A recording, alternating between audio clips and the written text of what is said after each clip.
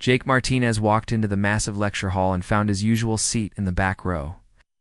The chair was too small for his frame, like everything else at the Zephyrian Institute. He squeezed into it and pulled out his tablet, ready for another day of advanced xenobiology. Around him, 200 alien students filled the tiered seating. Jake had been the only human at the university for 6 months now, and he still drew stares. The Altarians, with their blue skin and 4 arms, whispered among themselves. The crystalline lithoids clicked softly as they moved. The gaseous Vorthons floated in their containment suits, their forms shifting like colored smoke. Dr. Veltar entered the hall, his long robes flowing behind him. The Altarian professor was ancient by galactic standards, his blue skin marked with the silver patterns that showed his age and wisdom. He moved to the podium with slow, careful steps. "Today we begin a new unit," Dr. Veltar announced, his voice carrying easily through the hall's speakers. "We will study theoretical Deathworld ecosystems." Jake looked up from his tablet. This was new. The professor touched a control, and a hologram appeared above the podium. It showed a planet covered in swirling clouds, with red and orange continents visible beneath. "What you see here is a computer model of what we call a Deathworld," Dr. Veltar explained. "These are planets where life exists under extreme conditions: high gravity, dangerous weather, and deadly predators." The alien students leaned forward, fascinated. Jake shifted in his seat. "The gravity on such a world would be at least 1.2 times galactic standard," the professor continued. "The atmospheric pressure would change constantly. Temperature would swing from freezing to burning in short cycles." A Klaxon student raised one of his 6 arms. "Professor, do such worlds actually exist?" "They are purely theoretical," Dr. Veltar replied. "The conditions I describe would make complex life impossible. No species could survive long enough to develop intelligence." Jake wrote notes on his tablet, keeping his face blank. The hologram changed to show various landscapes. There were mountains that looked familiar, oceans that seemed normal to Jake's eyes, and forests that reminded him of camping trips back home. "Notice the hostile terrain," Dr. Veltar said, pointing to what looked like the Rocky Mountains. Elevation changes would create deadly weather patterns, storms that could kill in minutes. The students gasped. Jake thought about the time he'd been caught in a thunderstorm while hiking in Colorado. He'd found shelter under a rock overhang and waited it out, then continued his hike once it passed. The next hologram showed theoretical creatures. Jake blinked hard when he saw what looked exactly like a grizzly bear. "This is a computer model of what we call an apex predator," Dr. Veltar explained. "On a death world, such creatures would need to be incredibly strong and aggressive to survive. Notice the powerful limbs, the sharp claws, the predator's eyes." Lithoid student's crystal body flickered with nervous colors. "How large would such a creature be, Professor?" "Our models suggest they could reach 300 kilograms or more," Dr. Veltar replied. "They would hunt in packs or as solitary killers. They would show no mercy to prey species." Jake remembered the grizzly bear he'd seen in Yellowstone National Park. Last summer, it had been fishing for salmon, looking almost peaceful in the morning sun. His family had watched it from a safe distance while his little sister took pictures.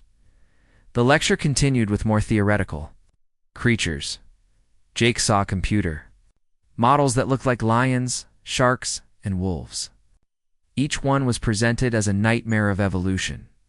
A creature so dangerous that its very existence would prove the hostile nature of its home world. The psychological effects on any intelligent species would be severe, Dr. Veltar said, changing to a new slide. Constant danger would create beings that are paranoid, aggressive, and unstable. They would trust no one outside their immediate pack. Jake's study partner, Kira, leaned over from the next seat. Her crystalline form sparkled in the lecture hall's lights. "Can you imagine living with such fear every day?" she whispered. Jake nodded and kept taking notes. He thought about his neighborhood back in Phoenix, where kids played in the streets and families had barbecues in their backyards. His biggest worry had been making sure he finished his homework before meeting friends at the mall. These theoretical Deathworld species would never develop art or philosophy, Dr. Veltar continued. All their energy would go towards survival. Their culture would center on violence and domination. Jake remembered his high school art class, where he'd painted landscapes of the desert. He thought about the philosophy books on his shelf at home, and the poetry his girlfriend Emma wrote in her spare time. The professor moved to the next slide, showing theoretical Deathworld technology. Any tools they developed would be weapons. First, everything else second. They would create armor, shields, and instruments of war. Jake looked at his tablet, thinking about how humans had invented it for communication and learning. He thought about the medical equipment that had saved his grandfather's life and the telescopes that let them see distant stars. The most disturbing aspect, Dr. Veltar said, his voice dropping lower, is that such beings could never join civilized society. Their violent nature would make them a threat to all peaceful species. The alien students murmured agreement, moved slightly away from each other, as if the very idea of Deathworld creatures made them nervous. Fortunately, the professor concluded, no such species exist in known space. The conditions I have described would prevent the development of intelligence, let alone space travel. Jake saved his notes and closed his tablet. Around him, the other students packed up their belongings, chattering about the disturbing but fascinating lecture. Kira waited for him as they filed out of the hall. "What did you think of that?" she asked, her crystal face showing curiosity patterns. "Very interesting," Jake replied. "The professor really knows his theory."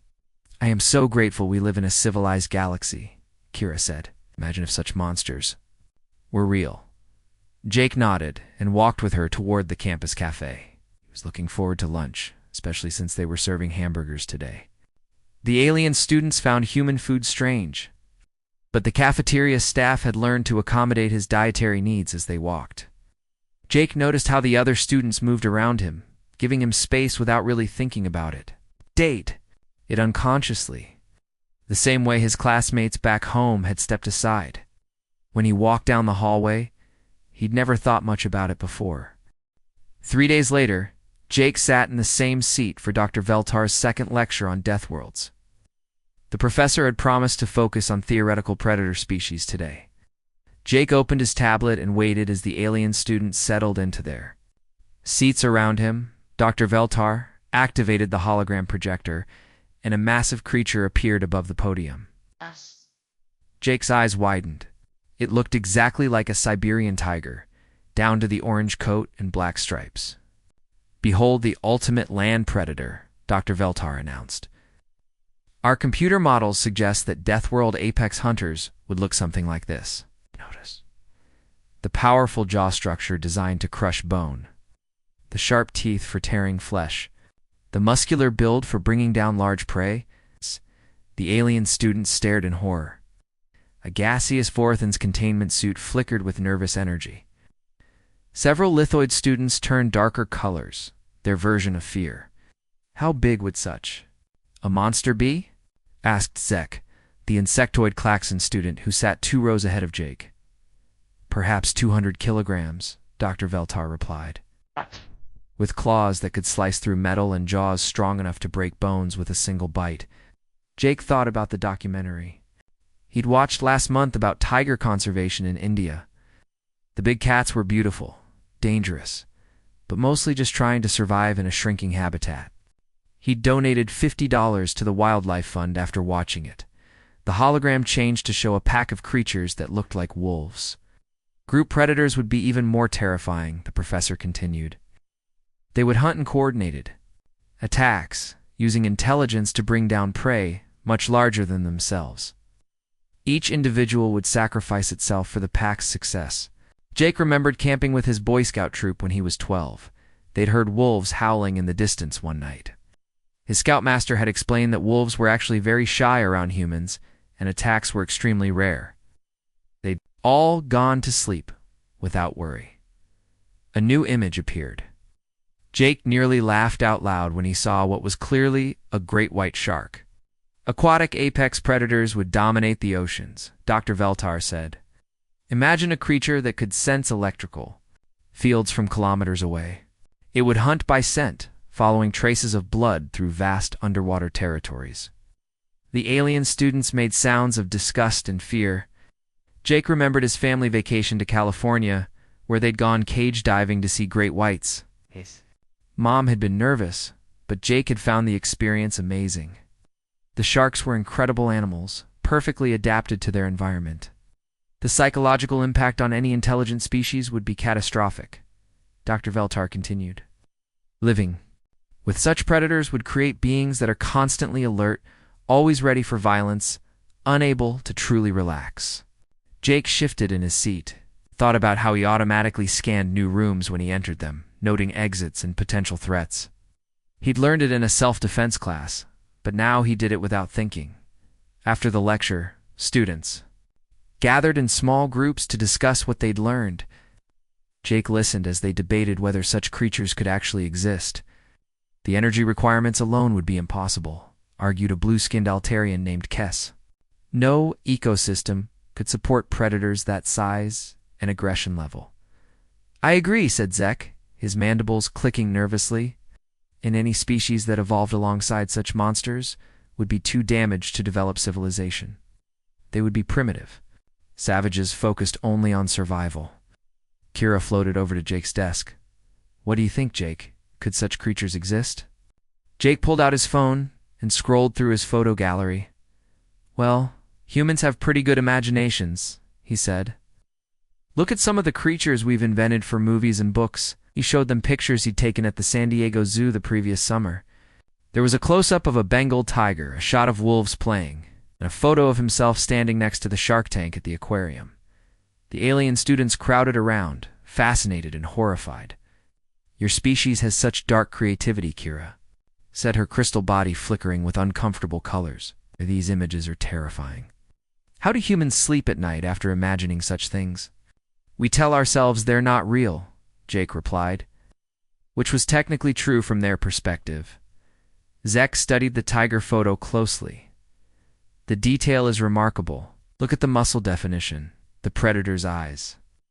Your artist must study real predators to create such accurate depictions. Something like that, Jake said, putting his phone away. Later that day, Jake joined his classmates for a practical exercise in the biology lab. They were supposed to move equipment to different stations as part of a lesson on alien physiology. Jake picked up a metal case that the equipment list said weighed 30 kilograms. To him, it felt like a briefcase. He carried it easily to the next station while his classmates struggled with items half that weight. Kira needed a mechanical lift to move. Her assigned container? She watched Jake carry his load with one hand while scrolling through his phone with the other. Jake, how are you so strong? She asked. That case should require 2 people to lift safely. Jake looked at the case in his hand, then at Kira's lifting device. Humans just have denser bone structure, I guess. We're built a little differently. But your species described Earth as a garden world, said Zek, who was using powered assistance to move a small instrument case. Garden worlds typically produce species with minimal physical strength. Jake shrugged. You also have pretty active lifestyles, lots of sports and outdoor activities. He set down his case and helped Kira position her container. As he did, she noticed the easy way he moved, how his eyes constantly tracked movement around the lab, and how he positioned himself, with clear sight lines to all the exits. Jake, she said quietly, why do you always stand with your back to the wall? Jake paused. Do I do that? It's always in the lecture hall? The cafeteria, here in the lab? You never put yourself in the middle of a space. Jake looked around and realized. She was right. Habit, I guess. Humans like to see what's coming. Kira's crystal form shifted to a thoughtful pattern. That seems like a survival behavior, maybe, Jake said. Or maybe I just like having a good view of the room. As the lab session continued, more students began noticing small things about Jake's behavior. How he moved with quiet efficiency. How he never seemed startled by sudden noises. How he automatically stepped aside when others approached, giving them space while keeping his own movement options open. When class ended, Jake walked back to his dorm while his classmates took the transport shuttles. The 10-kilometer walk was normal exercise for him, but his alien friends couldn't understand why he chose to travel on foot when mechanical assistance was available. That evening, Kira sent him a message asking about human evolution and Earth's ecosystem. Jake responded with general information about temperate climates and peaceful herbivores. The same descriptions that had gotten Earth approved for galactic contact. But as he typed his replies, Jake found himself thinking about Dr. Veltar's lectures. The professor's theoretical Deathworld creatures weren't actually theoretical at all. They were exact descriptions of Earth's wildlife, which meant that according to galactic standards, Earth was a death world, and humans were the monsters. The third lecture began with Dr. Veltar displaying a complex diagram of theoretical death world biology. Jake recognized it immediately as a human circulatory system, though the professor presented it as pure speculation. Any species surviving on a death world would need incredible biological redundancy, Dr. Veltar explained. Multiple blood pathways to survive severe injury, rapid healing capabilities, the ability to function even when critically damaged. Jake touched the scar on his arm from a mountain biking accident 2 years ago.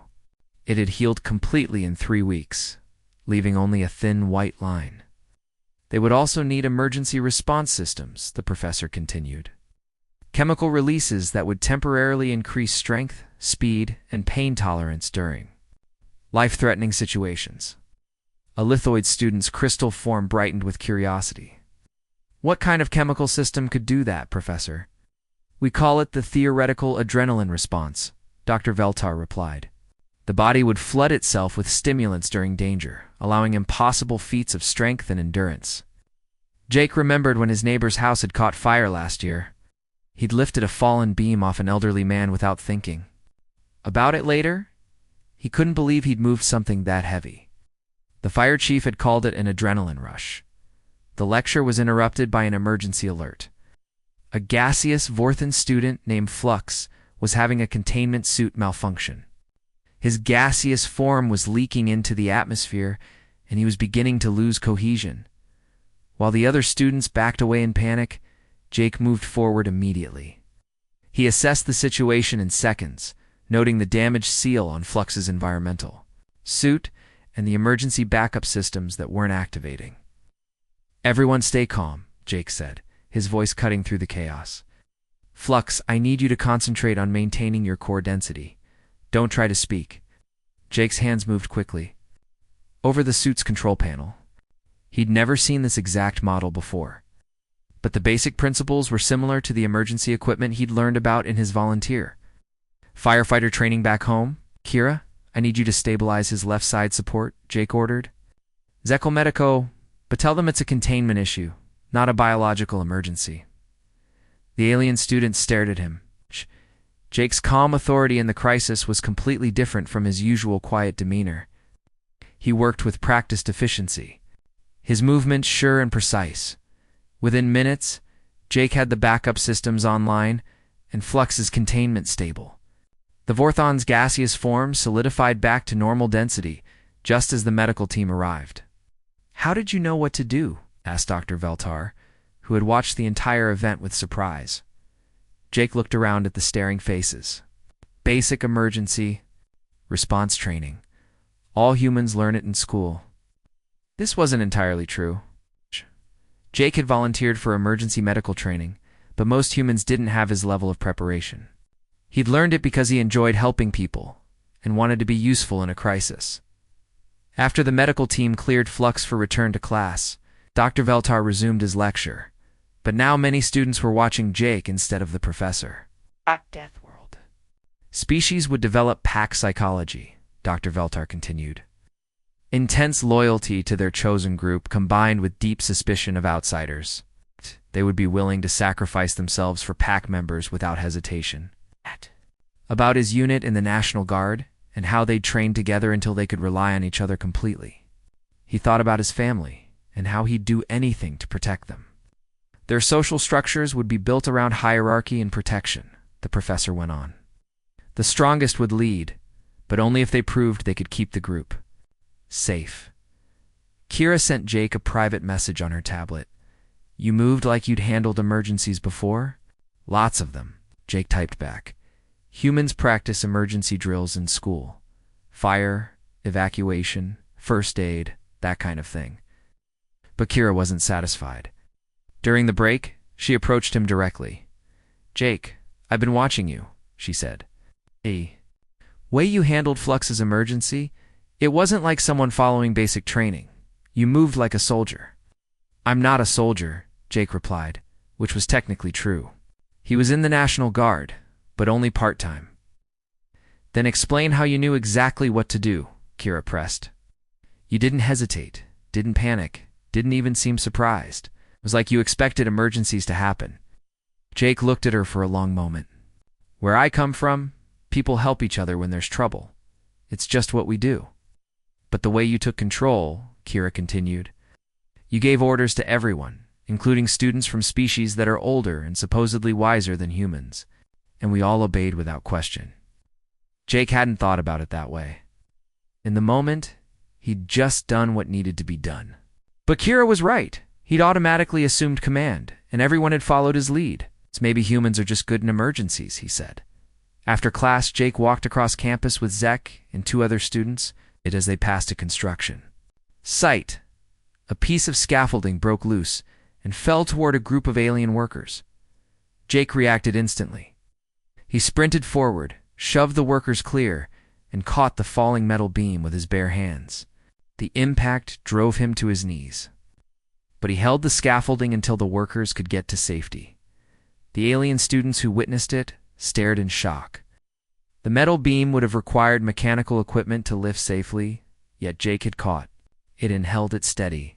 "How?" Zek whispered. "How is that possible?" Jake stood up, brushing dust off his clothes. His hands were scraped from the metal, but he showed no sign of pain. Lucky reflexes, I guess. But as he walked away, Jake noticed something that made him uncomfortable. The alien workers weren't looking at him with gratitude. They were backing away with fear in their eyes, the same way prey animals looked at predators. That evening, Kira visited Jake's dorm room. She brought data tablets and charts, spreading them across his desk. "I've been researching human physiology," she said, cross-referencing it with everything Professor Veltar has taught us about theoretical Deathworld species.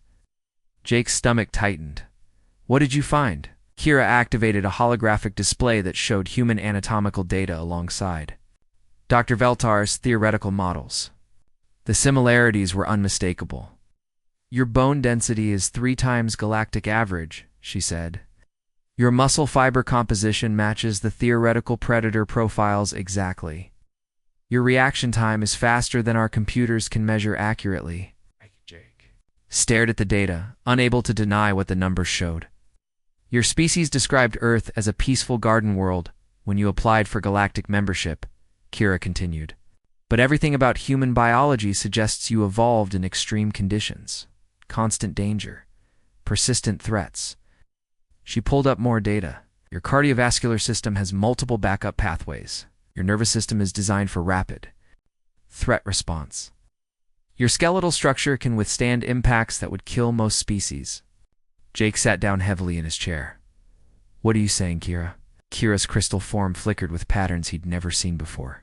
Fear mixed with fascination, curiosity combined with growing horror. "I'm saying that everything Professor Veltar has described in his lectures about theoretical Deathworld monsters," she whispered, "he's been describing humans." Jake looked at his friend, seeing the moment when everything changed between them. In her crystal eyes, he could see the question she was afraid to ask. If humans were Deathworld predators, what did that make him? Dr. Veltar's 4th lecture focused on theoretical Deathworld civilizations. Jake sat in his usual back row seat, but now he felt the weight of dozens of alien eyes watching him. Word had spread about Kira's research, and many students had begun connecting the disturbing dots. Any civilization developing on a Deathworld would prioritize survival above all else. The professor began. Their technology would focus on weapons, armor, and defensive systems. Art and philosophy would be secondary to staying alive. Jake thought about the art museums in his hometown, the poetry his sister wrote, and the music festivals he'd attended with friends. He wondered how to explain that humans created beauty precisely because life was uncertain. The hologram displayed theoretical Deathworld tools. Jake recognized them as primitive versions of human military equipment, knives, shields, and basic firearms. Their recreational activities would simulate combat, Dr. Veltar continued. Games that prepare young members for violence. Entertainment that glorifies conflict and conquest. Gaseous fourth and student raised a question. What kind of entertainment would such beings create? Gladiatorial contests, the professor replied. Competitions where individuals fight until one is defeated or killed. The audience would cheer for blood and violence. Jake shifted uncomfortably, thinking about football, boxing, and martial arts tournaments. Sports where humans competed intensely but rarely got seriously hurt. Where the crowd cheered for skill and determination, not injury. Their music would be tribal and aggressive. Dr. Veltar went on. Ow. Rhythmic beats, designed to synchronize group. Movements for warfare. Vocals that sound like battle cries. Jake's doormate, Peter Collins, chose that moment to arrive on campus for his scheduled cultural presentation. Jake had forgotten Peter was coming to share human culture with the xenobiology department. Peter entered the lecture hall with his usual confident stride, carrying a duffel bag full of items from Earth. He was a typical college student, friendly, outgoing, and completely unaware of the tension in the room. Thanks for letting me present today, Professor, Peter said. I brought some examples of human culture to share. Dr. Veltar nodded nervously. The timing was unfortunate given the current lecture topic. But the presentation had been scheduled for weeks. Peter began by explaining human history, casually mentioning wars, military traditions, and competitive sports in ways that made the alien students increasingly uncomfortable. Every example seemed to confirm Dr. Veltar's theories about Deathworld civilizations. Humans love competition, Peter said cheerfully. We compete in everything: sports, academics, business, even video games. It's how we push each other to be better. The alien students exchanged worried glances to them. Peter's description sounded like a species obsessed with dominance and conflict. Peter pulled out his portable speaker and played examples of human music. He started with classical pieces, then moved to rock, and finally played some heavy metal. The driving rhythms and powerful vocals that humans found inspiring sounded like war chants to the alien audience. This is what we call headbanging music, Peter explained, demonstrating the head movements that went with the beat. Really? Gets your blood pumping during workouts? Several students moved back in their seats. The aggressive music combined with Peter's rhythmic movements looked exactly like the theoretical war dances Dr. Veltar had described. Now let me show you some human physical culture, Peter announced. He cleared a space and began demonstrating martial arts forms that he'd learned in his karate classes back home to Peter. He was sharing the beauty and discipline of martial arts. To the alien students, they were watching a Deathworld predator demonstrate killing techniques.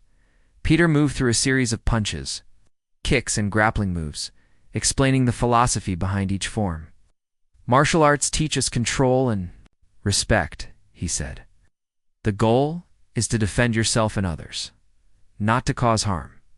But his alien audience saw only the lethal efficiency of his movements, the practiced way he struck at vital points, and the casual strength behind each technique. Jake watched in growing horror as Peter's innocent, cultural presentation confirmed every fear the aliens had about Deathworld species. His friend had no idea he was terrifying an entire lecture hall. Questions? Peter asked brightly. Zek raised a shaking arm. Those movements, they are designed to kill. Peter looked confused. Well, martial arts can be dangerous if misused, but mostly we practice them for fitness and mental discipline. It's about self-improvement and protecting people you care about. This explanation made things worse.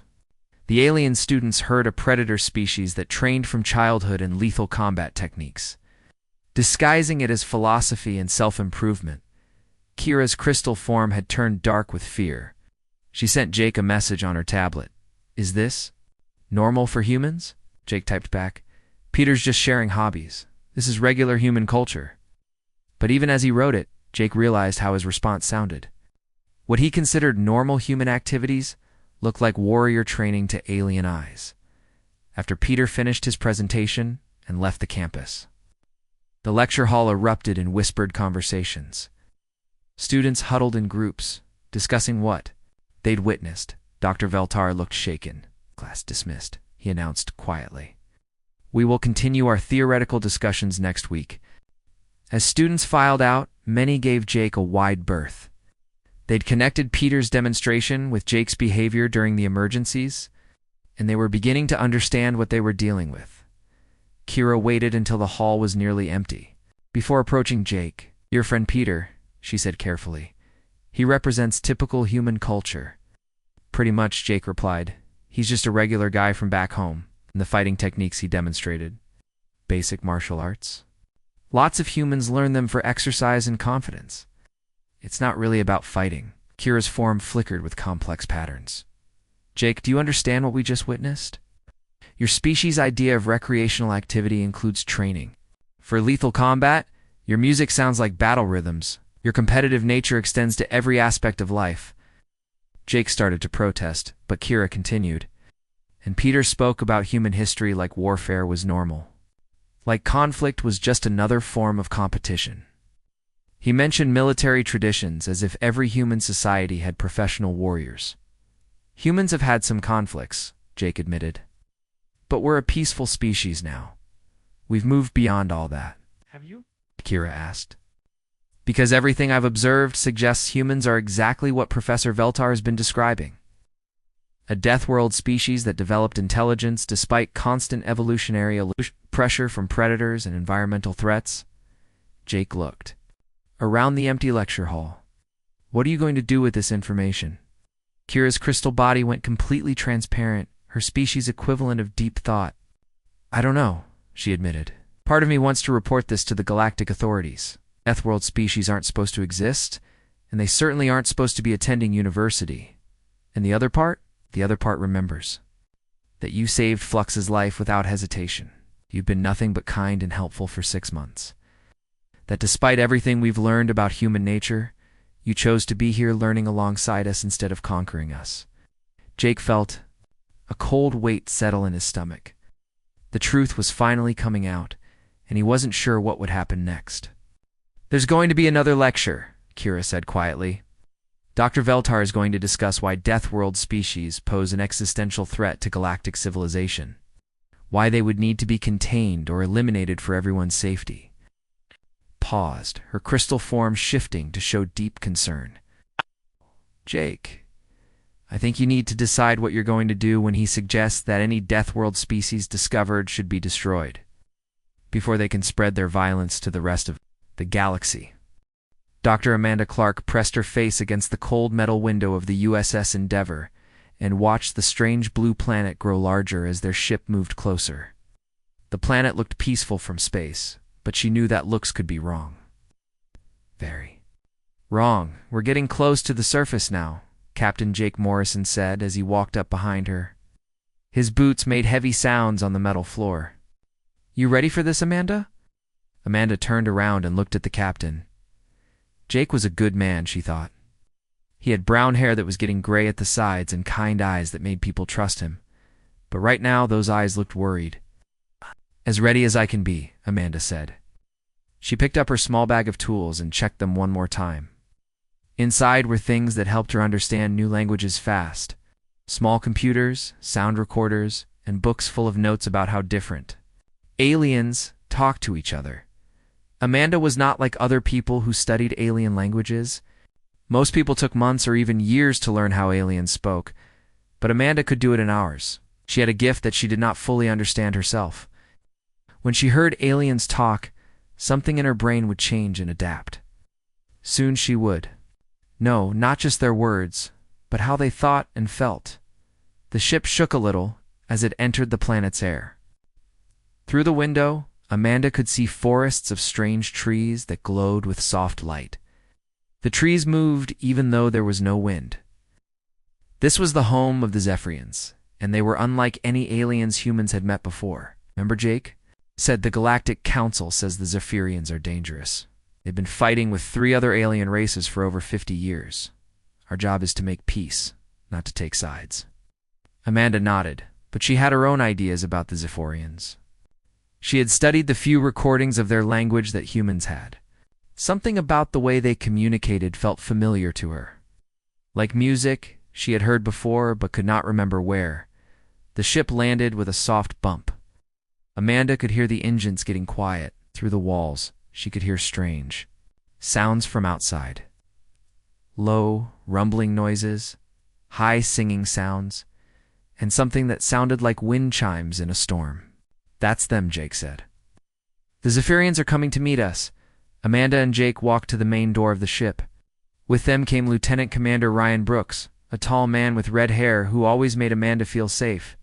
Ryan carried weapons, but Amanda hoped they would not need them.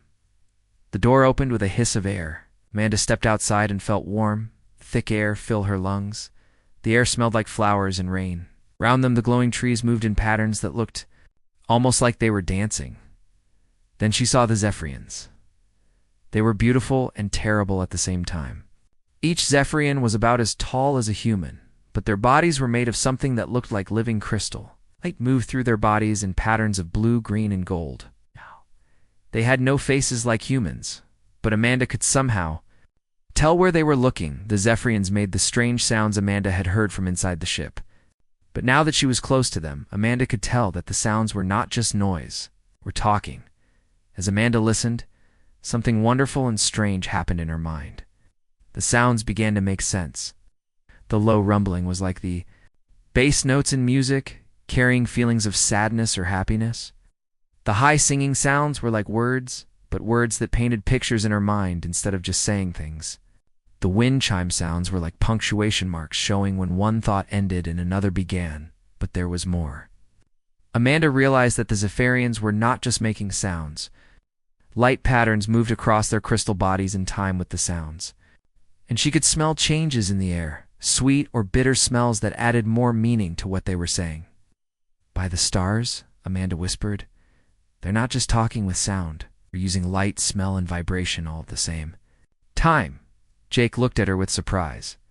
"You can understand them already?" "I'm starting to," Amanda said. She took a step toward the closest Zephyrian. The creature's body began to glow brighter, and Amanda could feel gentle vibrations in the ground under her feet. Amanda opened her mouth and tried to make the sounds she had heard. Her first attempts were clumsy, but the Zephyrians seemed to understand that she was trying to talk to them. One of them came closer, and Amanda could see herself reflected in its crystal-like surface. The Zephyrian made a series of sounds that Amanda somehow knew meant welcome and surprise and hope, all at the same time. But then it said something else, something that made Amanda's heart beat faster in her mind. Amanda heard the words, "You are the one who speaks to all minds." Amanda looked back at Jake and Ryan. Their faces showed confusion and worry. They could not understand what the Zephyrians were saying, but Amanda could. And what she heard made her realize that this meeting was much more important than anyone had thought. The Zephyrian continued to speak. Amanda translated in her mind, "We have waited long for one like you." The old prophecies spoke of a voice that could bridge all thoughts, all hearts, all souls. "You have come at the time of great need." Amanda felt something changing inside her brain. It was like a door opening or a light turning on in a dark room. She could feel the Zephyrian's thoughts touching her own, not in words, but in pure meaning. And through that connection, she could sense something that made her afraid and excited at the same time. The Zephyrians knew things, important things about the galaxy, and about humans, and about her. Things that could change everything. Amanda looked at the crystal being in front of her and spoke in its own language, using sounds and light patterns, and even trying to make the right smells. Her words were simple, but she knew the Zephyrian understood. "I am here to learn," Amanda said. "Teach me." The Zephyrian's body began to pulse with warm golden light, and Amanda knew that her real education was about to begin.